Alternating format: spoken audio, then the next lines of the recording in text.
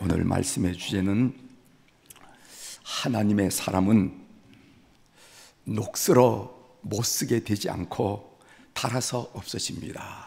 이런 제목으로 같이 은혜를 나누고자 합니다.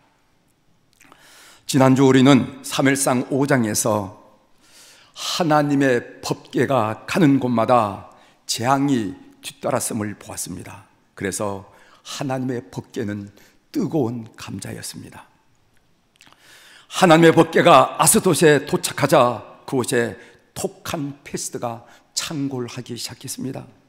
아스돗 사람들은 이 뜨거운 감자인 하나님 법궤를 가드에게 넘겼어요.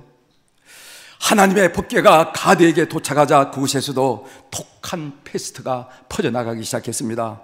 가드 사람은 하나님의 법궤를 에그론에 넘겼습니다. 아니나 다를까 에그론에서도 페스트가 돌아 사람이 죽어져 나갔습니다. 법궤가 가는 곳마다 재앙이 뒤따랐습니다. 우리는 사무엘 5장의 말씀을 읽고 묵상하고 나누면서 하나님은 살아계시다라는 사실을 확인했습니다. 하나님은 없거나 죽은 것이 아니라 착각하지 말자. 하나님은 여전히 우리 가운데 살아 역사하신다 라면서 우리가 함께 고백을 드렸습니다. 이 고백 여러분 기억하시죠? 오늘의 말씀입니다. 본문은 하나님의 교회가 가는 곳곳마다 일어나는 불행한 사태에 대하여 블레 사람들이 취한 조치에 관한 내용입니다. 근래 우리 사회는 미디어로 인하여 심한 몸살을 앓고 있습니다. 미디어는 사람들로 하여금 근거 없는 소문도 사실로, 거짓까지도 진실로 믿게 만드는 대중 조작의 기능을 가지고 있습니다. 헛소문이라 할지라도 신문에 나오고 TV에 방영되면은 사람들은 자기도 모르는 사이에 그것을 진실로 믿고 받아들이게 되더라는 거예요. 오늘 우리가 읽은 말씀에도 대중 조작이 일어나고 있습니다.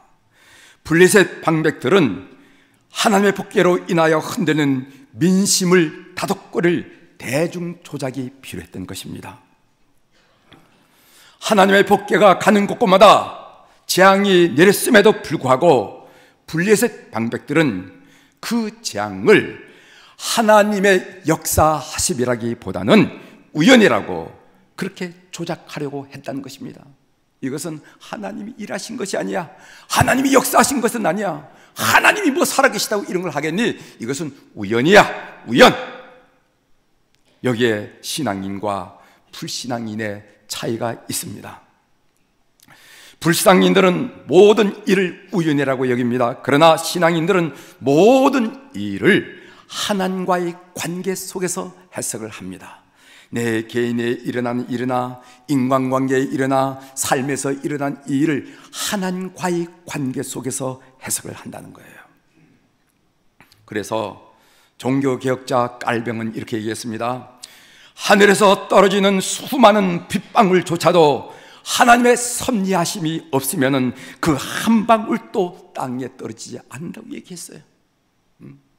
여러분, 소나기가 내릴 때 하늘에서 빗방울이 몇 방울이 떨어집니까? 10개가 떨어집니까? 1000개가 떨어집니까? 수천, 수만, 수억 개 헤아릴 수 없는 빗방울이 쏟아지는데도 그 한 방울 한 방울조차도 하나님의 섭리가 아니면 이 땅에 떨어지지 않는다는 거예요. 그만큼 모든 일들이 하나님의 섭리다라고 우리 가르쳐 줬습니다. 예를 들어서 한 사람이 길을 가다가 돌부리에 채였어요.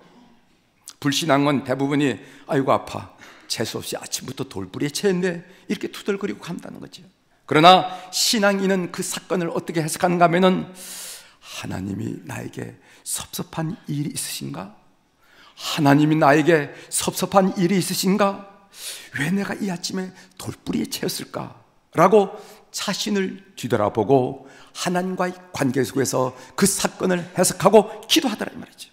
모든 일을 하나님과의 관계 속에서 해석하고 그 의미를 찾습니다. 이것이 신앙인의 바른 자신임을 믿는 교우들이 되길 바랍니다.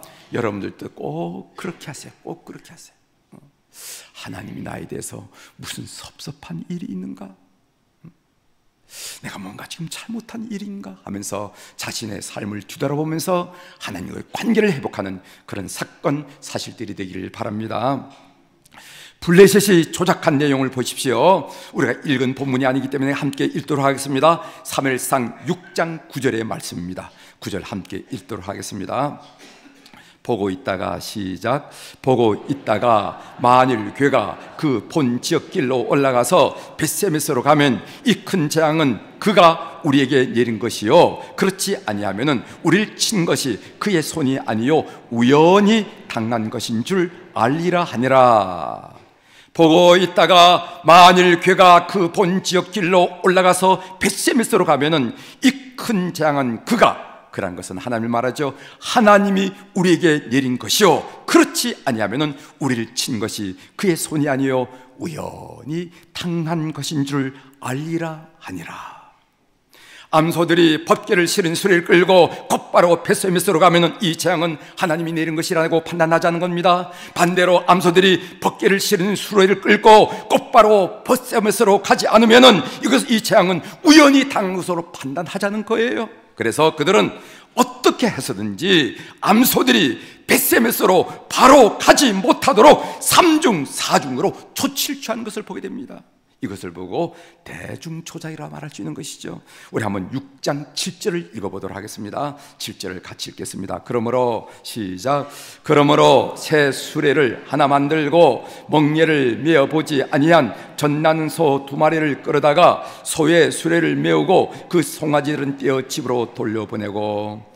재앙이 하나님의 역사하심이 아니고 우연이라고 믿게 만드는 블레셋 사람들의 조치는 이렇습니다. 4가지가 있는데 우선 멍에 메어보지 아니한 소를 끌어왔습니다. 소들이 얼마나 많이 있겠어요. 그래서 멍에를 한 번도 메어보지 않은 암소를 끌어왔어요. 여러분, 야생마 길들이기라 하는 내용 들어보셨죠? 미국 서부 영화에서 생전 처음으로 사람을 태운 야생마가 등에 탄 사람을 떨어뜨리려고 펄쩍펄쩍 뛰고 몸부림치는 것을 여러분 영화에서 보셨을 것입니다. 멍에 길들이지 않은 소에다가 코를 뚫어 멍에를 맸을 때 바로 그와 같은 상황이 일어나지 않겠습니까? 멍에 메어보지 아니한 소들이 곧바로 그 벳세메스로 가는 것은 아마 불가능에 가까울지 모릅니다. 두 번째로 그 소는 젖나는 소였다고 그랬어요. 젖나는 소란 새끼를 낳은 지 얼마 안 된 소를 말하죠. 여인들이 아이를 출산하면은요 젖이 분다 이런 말을 합니다. 그래서 제때 아이에게 젖을 먹이지 않으면요 젖 몸살을 호되게 앓는 것을 우린 보게 됩니다. 젖나는 소가 제때 새끼에게 젖을 먹이지 못하면은요 아무리 짐승이라고 할지라도 마음 편히 몸 편히 수레를 끌 수는 없을 것입니다. 젖나는 소들이 곧바로 가는 것은 불가능에 가까울지 모릅니다. 세 번째로 수레를 끄는 소가 한 마리가 아니라 2마리입니다. 2마리를 끌어다가 여러분 중동 지역에 가보면은 농기구나 수레를 2마리 낙이나 그리고 소가 끄는 광경을 쉽게 볼 수가 있습니다. 그런데 2마리가 수레를 끌게 하기 위해서는 농부가 오랜 동안 훈련을 시켜요. 새끼부터 어미 곁에서 졸졸 따라다니도록, 그래서 함께 호흡을 맞추도록, 함께 발을 맞추도록 훈련을 시킵니다. 그런데 멍에조차 메어보지 못한 소 2마리가 어떻게 발을 맞추고 호흡을 맞춰서 바로 진행할 수 있겠습니까? 2마리 소가 이끄는 수레가 곧바로 가는 것은 불가능에 가까운 것입니다. 그리고 마지막에 그 송아지들은 떼어서 집으로 돌려보냈다라고 말했습니다. 그 송아지들은 떼어 집으로 돌려보내고 새끼의 울음소리에 어미 소들의 발걸음이 떨어지겠어요?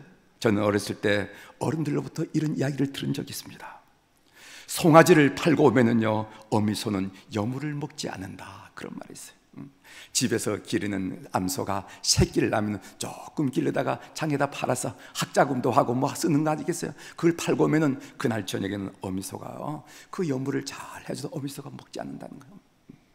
그렇다고 한다면은 이 어미소들이 곧바로 가는 것은 불가능에 가까울지도 모릅니다.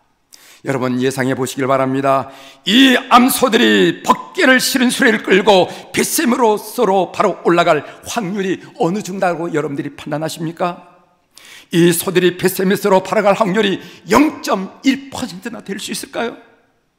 짐승의 생일을 따져본다면 불가능하다고 봐야 할 것입니다. 이렇게 조치를 취해놓고 암소들이 곧바로 벳셈에서로 향해 가지 않으면 블레셋에 일어났던 모든 일들은 하나님과 상관없는 우연이다, 이렇게 조작을 하는 거예요. 봐라, 이것들은 하나님의 역사가 아니야. 이것은 우연일 뿐이야. 인간의 영악스러움이 나타나지 않아요? 하나님이 이런 인간들의 영악스러움을 비웃습니다. 그 말씀이 12절에 있는데 한번 읽어보도록 하겠습니다. 12절, 암소가 시작. 암소가 벳세메스 길로 바로 향하여 대로로 가며 갈대 울고 좌우로 치우치지 아니하고 블레셋 방백들은 벳세메스 경계선까지 따라가니라. 미물에 불과했지만은, 짐승에 불과했지만은 묵묵히 벳세메스로 향해가는 암소들의 걸음을 통하여 하나님은 인간의 오만함을 책망하고 있습니다. 역시 하나님의 승리였습니다. 저는 본문을 읽고 묵상하다가 이 본문이 벳세메스로 가는 암소들에 대해서 아주 상세하게 설명하고 있음에 놀랐습니다. 소에 대하여 이렇게 상세하게 설명한 경우가 성경에는 없어요. 이렇게 상세하게 설명한다는 것은, 사무엘상 6장의 전체를 걸쳐서 이렇게 설명한다는 것은, 그것은 뭔가 읽고 교훈을 받으라는 암시가 있던 것입니다. 하나님의 교회를 끌고 벳세메스로 올라가는 소의 모습에서 우리 주님만을 바라보고 충성을 다하는 성도들의 모습이 언뜻 오버랩 되지 않습니까? 그런 생각이 들지 않아요? 수레를 끌고 묵묵히 벳세메스를 향해서 뚜벅 가는 이 소들의 모습이 어쩌면 하나님만 바라보고 충성스럽게 살아가려고 하는 헌신된 성도들의 모습이 아니냐 말이지. 그것이 오버랩 되지 않아. 오버랩. 그렇다고 한다면 우리는 이 소들을 좀 자세히 봐야 될 필요가 있어요. 그리고 교훈을 얻어야 되겠습니다. 첫 번째로는요, 소들은 송아지를 떼어놓는 아픔을 겪습니다. 10절에 나오지요. 그 사람들이 그같이 하여 전난소 둘을 끌어다가 수레를 메우고 송아지들은 집에 가두고, 이런 말씀이 있습니다. 그래서 그런지 이 어머니서는 울었다고 했어요. 12절에 보면은 암소가 벳세메스 길로 바로 향하여 대로로 가며 갈 때 울고, 이렇게 얘기하고 있어요. 새끼를 떼어놓고 가는 암소들의 음매한 소리가 이 성경을 읽으면 들릴 듯합니다. 주님을 따르는 자들은 때로 가족을 제대로 챙기지 못할 때가 많이 있다는 겁니다. 그것이 마음의 생채기로 남아서 오래오래 마음을 아프게 하는 경우도 있습니다. 우리 아버지, 우리 어머니, 우리 장인, 우리 장모님, 우리 아이들, 우리 사랑하는 형제들 좀 잘하고 싶었는데 불림을 받은 용거로 챙기지 못한 상처가 있다, 이 말이지.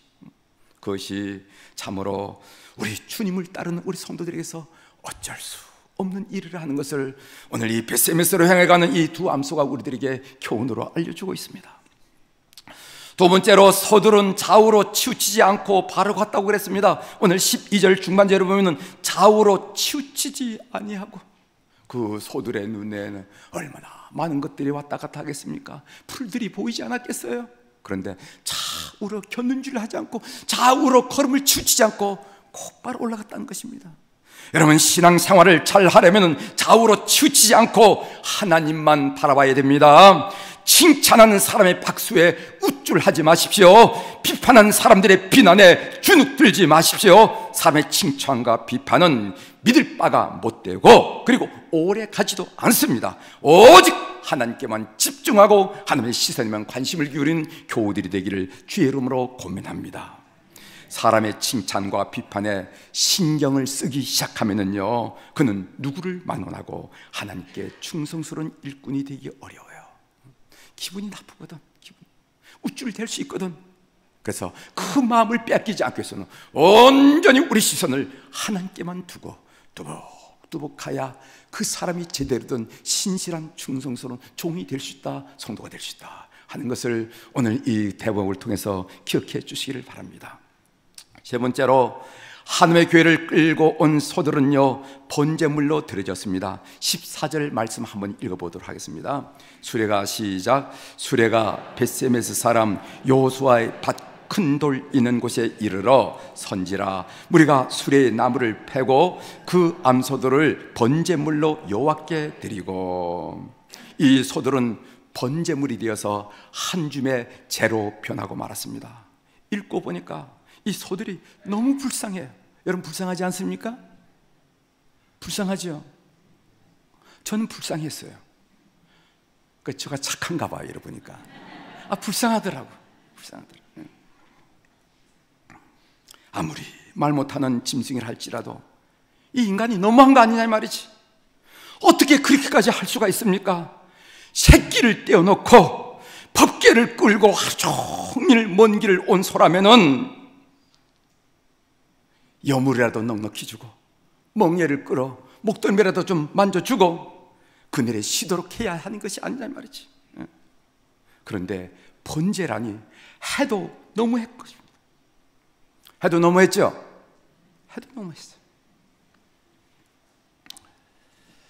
그러나 숨을 한번 크게 들이마시고 다른 관점에서 이 사건을 한번 봅시다. 이 암소들이 불쌍한 소일까 아닐까? 여러분, 소는 죽습니다. 이 세상에 영원히 사는 소는 없습니다. 그렇죠? 우리 삼촌 소는 영원히 살아, 그런 소가 있습니까? 없어요. 어떤 소는 병들어 죽고, 어떤 소는 구덩이에 빠져 죽고, 어떤 소는 일하다가 늙어 죽고, 어떤 소는 다른 짐승에 잡아먹혀 죽고, 어떤 소는 소싸움을 하다가 죽고, 아무튼 다 죽습니다.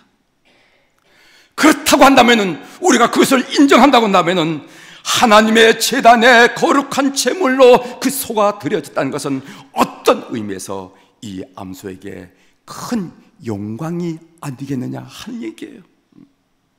창조 이래로 수많은 소가 태어나고 죽었겠지만은 성경에 그들의 행적이 기록된 소는 벳세메스로 향하여 하나님의 교회를 끌고 간 이 암소들밖에 없습니다. 그리고 그 소들의 이야기는 오가는 세대들에게 오늘 또 교훈을 주고 있습니다. 사람도 마찬가지예요. 오래 살고 싶은 욕망은 숨길 수 없지만은 이 세상에 영원히 사는 사람은 없습니다. 이것이 진실입니다. 그렇다고 한다면 우리에게 주어진 과제는 뭐냐면은 어떻게 죽어야 하겠느냐 하는 거예요. 그래서 초대교회 성도들은 이런 기도를 드린지 모릅니다. 하나님, 병들어 죽지 말게 하시고, 사고로 죽지 말게 하시고, 빈번한 전쟁으로 죽지 말게 하소서. 이왕 죽을 바에는 순교의 축복을 종들에게 허락하소서. 이렇게 얘기한 거예요. 이 초대교회 기도들이십니다. 우리가 들으면 깜짝 놀랄 일이지만은 그들은 이렇게 기도를 합니다. 병들어 죽지 말게 하옵소서, 사고로 죽지 말게 하옵소서, 그 초대교회 빈번한 전쟁에서 전쟁에 죽지 말게 하옵소서. 이왕 운명을 끝낸다고 그런다면 순교의 축복을 이 종에게 허락하옵소서. 이렇게 기도했다는 겁니다. 사랑하는 교회 여러분, 오늘의 메시지입니다. 하나님 앞에서 여러분의 삶이 녹슬어 못 쓰게 되지 말고 닳아서 없어지는 성도들이 되기를 주의 이름으로 축원합니다. 제가 목회자들과의 대화에서 제일 듣기 싫은 말이 있어요. 어떤 말을 듣기 싫어하는가 하면, 김 목사 평생 해야 될 목회니까 슬슬해. 평생 해야 될 목회니까 슬슬해라. 제가 듣기 싫어요. 그 힘 남겨놨다가 어디에 쓰려고 목회를 슬슬합니까? 최선을 다하죠. 그러면서 부족감을 늘 느끼게 되죠. 그래서 타락 없어지는 것이 아니겠는가, 늘 저는 그렇게 생각하고 있습니다. 우리 복음성가 제가 한 곡 선곡해 왔습니다. 우리 함께 부르면서 말씀을 좀 이어가려고 합니다. 제가 선곡한 복음성가는 주의 길을 가리. 여러분 가사를 생각하면서 함께 불러보도록 하겠습니다. 비바람이 앞길을 막아도 나는 가리, 주의 길을 가리. 눈보라가 앞길을 가려도 나는 가리, 주의 길을 가리. 험한 파도 앞길을 막아도 나는 가리, 주의 길을 가리. 모진 바람 앞길을 가려도 나는 가리, 주의 길을 가리. 우리의 고백으로 함께 불러 하나님께 영광을 올려드리도록 하겠습니다.